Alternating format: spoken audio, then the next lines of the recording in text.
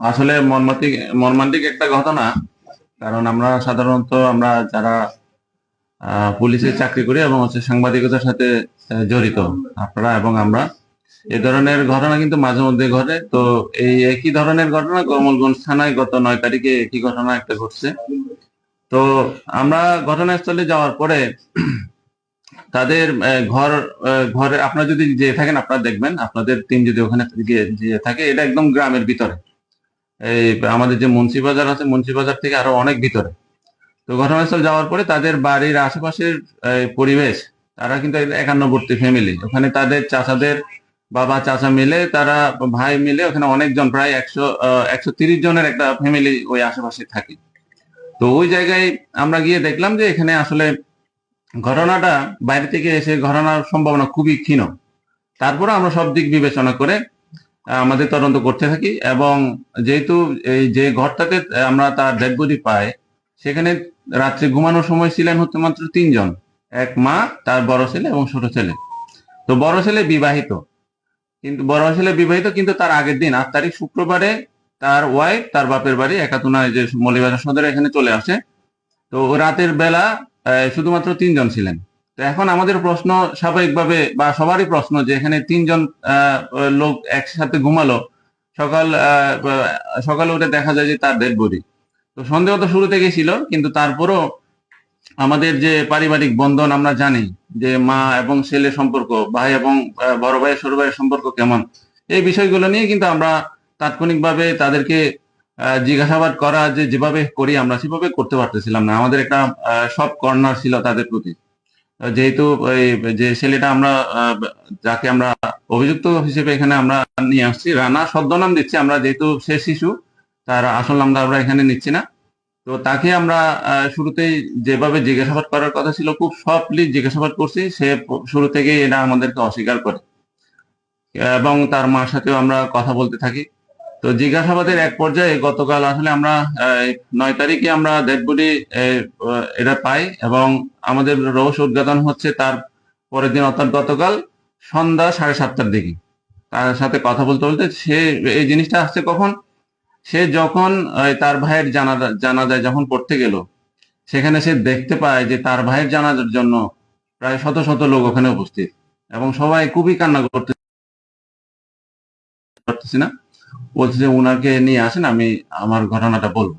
তারপর আমরা উনাকে নিয়ে গেলাম, এবং তার দূর সম্পর্কে এক চাচা ওখানকার গ্রামের, নিয়ে থানায় বসে আমাদের সামনে এই পুরা ঘটনা সে বলছে। তো ঘটনা বলার পরে আমরা রাত্রিবেলা, রাত 12টা 12:30টার দিকে, আমরা তার দেখানো মতে যে দা দিয়ে সে তার ভাইকে হত্যা করেছে, এই দা, এবং সে লুঙ্গি পরা অবস্থায় ছিল, সেখানে রক্ত মাখা ছিল, ওই লুঙ্গি আমরা উদ্ধার করেছি তাদের বাড়ির ভিতর থেকে। মূলত বিষয়টা হচ্ছে এখানে, ওই যে আপনারা যে প্রশ্ন করছেন কি কারণে, এখানে কারণটা হচ্ছে তার বাবা হচ্ছে মারা গেছেন আরো 4 বছর আগে, কিন্তু তার বাবার একটা স্বপ্ন ছিল যে তাকে হাফেজ করাবেন, কোরআনের হাফেজ করাবেন, এই জন্য মাদ্রাসায় পড়তেছিল। তো বাবা মারা গেছে আরো 4 বছর আগে। এখন গার্জিয়ানশিপ হিসেবে যে দায়িত্ব পালন করা, সেটা হচ্ছে বড় ভাই রাফি পালন করে। তো সাধারণত আমরা যেটা দেখি, যে বাবা যেভাবে শাসন করে, সেই শাসনগুলো কিন্তু আমাদের কাছে তেমন একটা মনে থাকে না, কিন্তু ভাই হিসেবে যেভাবে শাসন করে, বা ভাইয়ের শাসনটা হয়তো আমরা সেভাবে মেনে নিতে পারি না। আর সে তো এখন, বা তার বয়স হচ্ছে 16 বছর। তো এই আরো 4 বছর আগে বাবা মারা গেছে, তার মানে 12 বছর থেকে তার ভাইয়ের যে শাসনগুলা, এগুলা সে আস্তে আস্তে তার মনের মধ্যে, মানে মেনে না নেওয়ার একটা প্রতিরোধ বা বিদ্রোহী একটা ভাব, এই জিনিসগুলো আছে, কিন্তু ওই রকম না যে একেবারে মেরে ফেলতে হবে। তো এখানে আরেকটা বিষয় আছে, সেটা হচ্ছে দুই 2 বছর আগে আহ, রাফি সে প্রেম করে একজনকে বিয়ে করে। তো এই বিয়েতে কিন্তু তাদের ফ্যামিলির কারোর মত ছিল না। ইভেন তাদের ওখানে কোনো আনুষ্ঠানিকতাও হয় নাই। তাদের চাচারা যারা আছে তারাও মেনে নেয় নাই।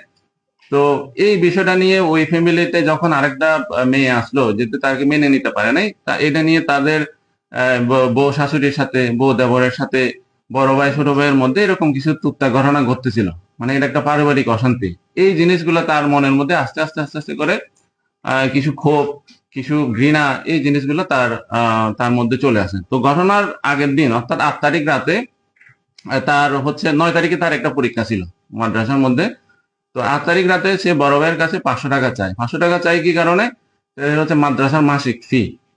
এই মাসিক ফি যখন চাইছে তখন বলে যে তোমাকে আমি 500 দিব না, তুমি তো মাদ্রাসায় যাও না, আর তুমি তোমাকে টাকা দিলে এই টাকাগুলো তুমি অন্যদিকে খরচ করো। তো এই কারণে সে দেয় না, একটু বকাঝকা করছে, বলছে আমি তোমার মাদ্রাসার শিক্ষক যারা আছে তাদেরকে সরাসরি দিয়ে দিব। তো এই কারণে সে তার পরের দিন সকালে ঘুম থেকে যখন উঠলো, তার মা ঘুম থেকে উঠছে কিন্তু 7টার দিকে।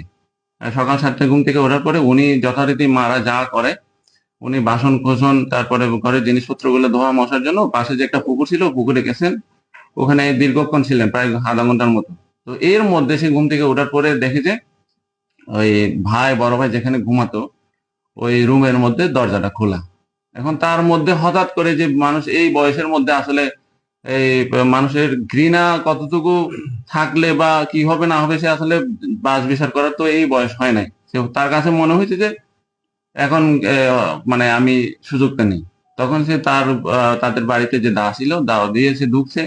আবসা আবসা অন্ধকার ছিল, লাইটও ছিল না। ওই ভেন্টিলেটর দিয়ে যে আলো করতেছিল এটা নিয়ে সে যা দেখছে ঘুমন্ত অবস্থায়, পরে আর এগুলা সে আসলে এখন এমন অবস্থা হয়ে গেছে সে কথা বলার মতো যে আমি আসলে কি করছি আমি নিজে জানি। এই হচ্ছে তার বক্তব্য। অর্থাৎ এই ঘটনাটা আসলে এখন থেকে না, তার মধ্যে গত 3-4 বছরের মধ্যে ভাইয়ের শাসন, তারপর বউ শাশুড়ির যে টান পড়েন, তারপর বউ দেবরের যে টান পড়েন, এগুলো আস্তে আস্তে তার মনের মধ্যে আস্তে আস্তে একটা ক্ষোভ, ঘৃণা, এগুলা আস্তে আস্তে তার জমতে থাকে। পরে আসলে 9 তারিখ তার মন বিদ্রোহ করে, হঠাৎ করে এই ঘটনা ঘটে।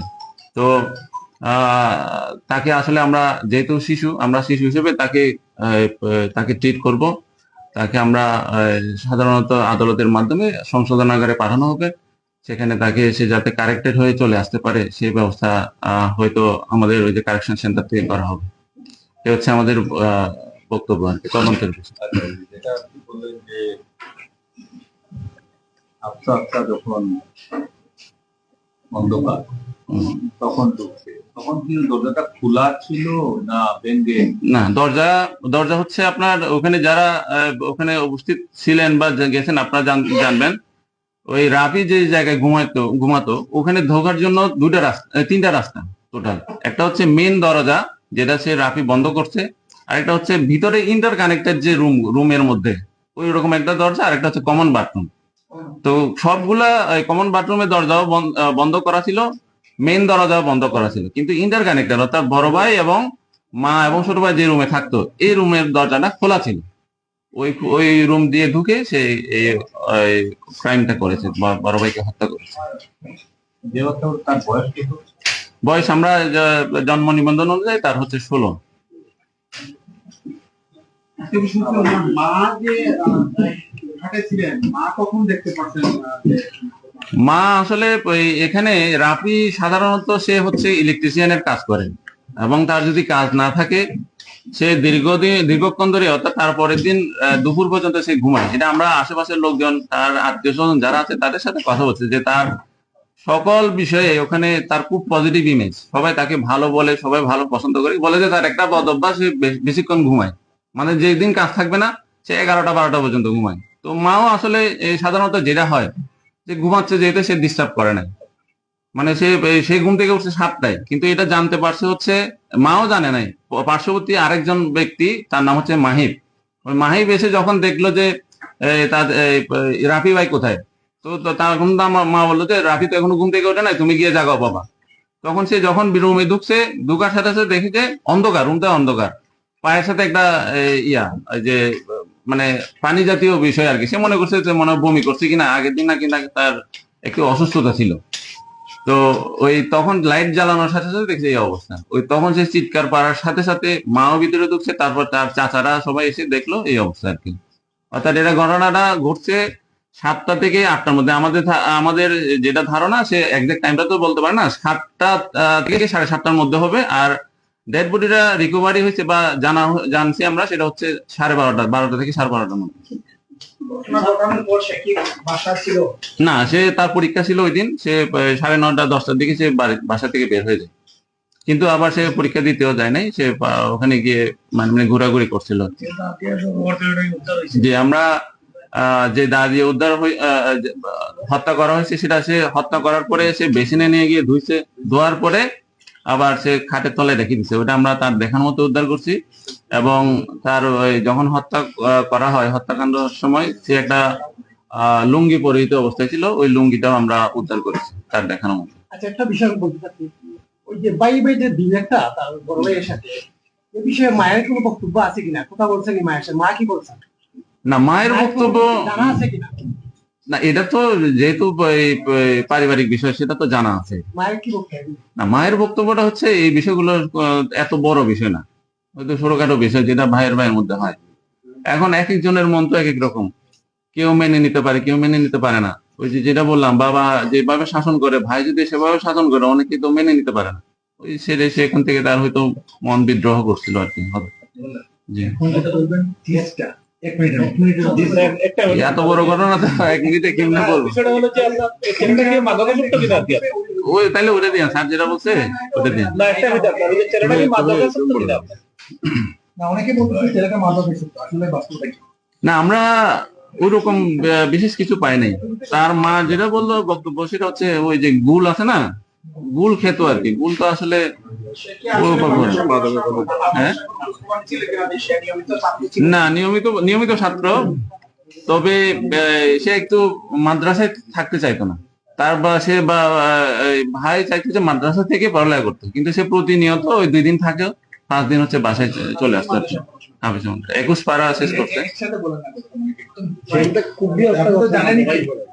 হ্যাঁ,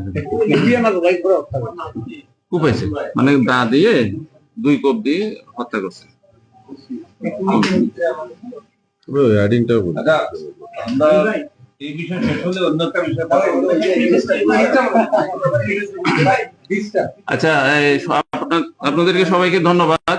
আপনারা জানেন মৌলভীবাজার জেলার কমলগঞ্জ থানাধীন রহিমপুর ইউনিয়নের সিদ্ধেশ্বরপুর গ্রামে গত 9 তারিখ সকালবেলা আমরা একটা হত্যাকাণ্ডের খবর পাই। ওখানে রাফি নামে এক ব্যক্তির গলাকাটা লাশ পাই। সাথে সাথে আমি, শ্রীমঙ্গল সার্কেল এবং ওসি সহ তাদের টিম আমরা ওখানে পরিদর্শন করি, ঘটনাস্থলে যাই। তাদের সাথে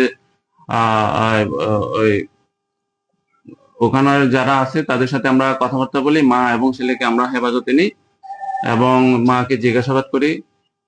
তা আমাদের সন্দেহ ছিল যে ছেলের প্রতি সন্দেহ ছিল শুরু থেকেই, এই ছোট ভাইয়ের প্রতি। কিন্তু এক পর্যায়ে আমরা বক্তব্যটা আসলে হচ্ছে না, সরি,